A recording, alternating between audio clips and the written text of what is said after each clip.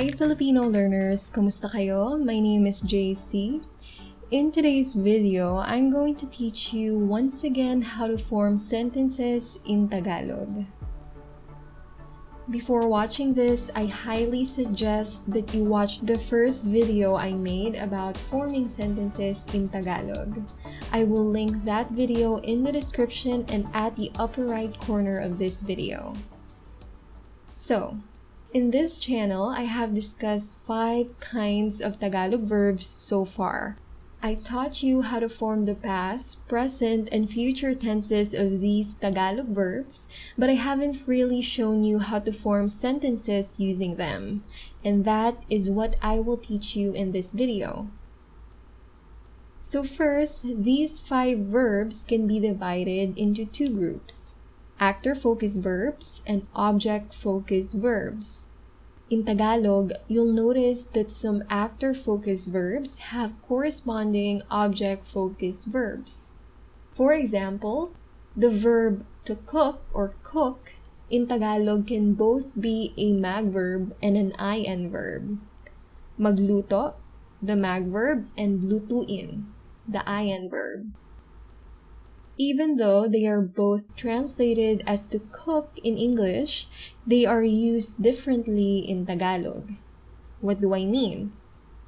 Okay, let us take the past tenses of these verbs. Nagluto is the past tense of magluto. Niluto is the past tense of lutuin.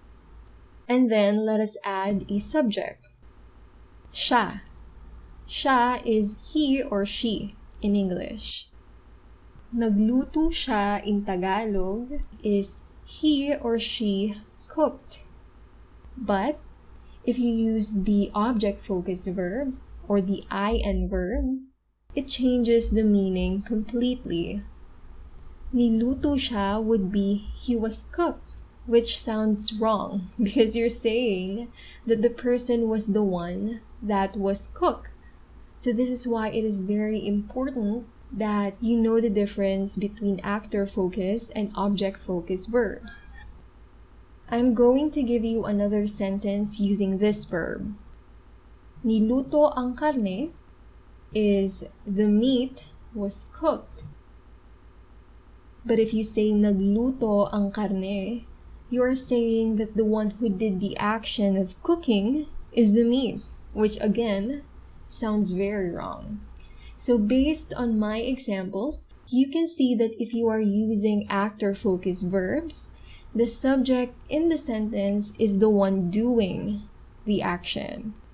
But if you're using object-focused verbs, the subject is the one receiving the action, or in this case, the one that is being cooked. Okay, I'll give you a few more examples. Kumakanta siya. He or she is singing. Kumakanta is the present tense of kumanta, a verb, so we used an actor-focused verb. Therefore, the subject, siya, is the one doing the singing or the one is doing the action. Another one, nagmamaneho si Carl. Carl is driving. Nagmamaneho is the present tense of magmaneho, a mag verb and an actor-focused verb. So therefore, the subject in the sentence is the one doing the action. Manunood sila ng pelikula. They will watch a movie. Again, manonood is an MA verb. It's an actor-focused verb. Therefore, the action will be done by the subject. Okay, now let's use object-focused verbs. Ninakaw ang kwintas. The necklace was stolen. Ninakaw is an IN verb. So here, you used an object-focused verb. Therefore, the subject is the one receiving the action. It is not the one who did the action of stealing, but rather it was the one that was stolen. Okay? Another one. Tinawag si Jaime. Jaime was called. Since we use tinawag, an I-N verb, and an object-focused verb, the subject Jaime in this sentence is not the one doing the action of calling somebody, but rather Jaime will be the receiver of the action. Jaime is the person that was called. One last example. Nililinis ang bakuran. The backyard is being cleaned. So again, since we used an I-N verb, the action of cleaning is not being done by the subject, but rather it's the one receiving the action. It's the one being cleaned.